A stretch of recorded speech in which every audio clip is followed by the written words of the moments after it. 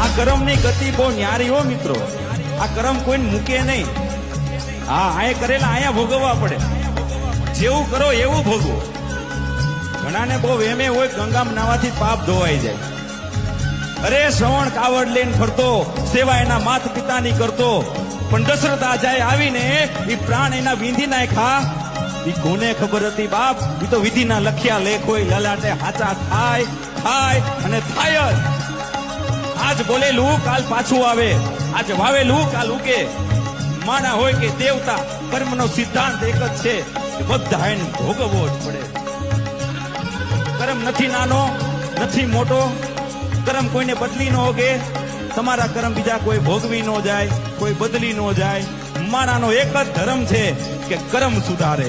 એટલે સતી તોરલ જેસલ જાડેજાને કે છે, હે જાડેજા, માનવતા રૂપી ધર્મને તારા કર્મ સુધારી લે અને શુભ કર્મ કરીએ તો આપણે આ જીવન રૂપી નૈયા છે એનાથી સંસારમાંથી બેડો પાર કરી શકીએ મારા બાપલિયાઓ. એટલે કીધું છે સતી તોરલે જેસલ જાડેજાને. અને ઈ ભજનો આજે આપણા રૂવાડા ઉભા કરી દે છે.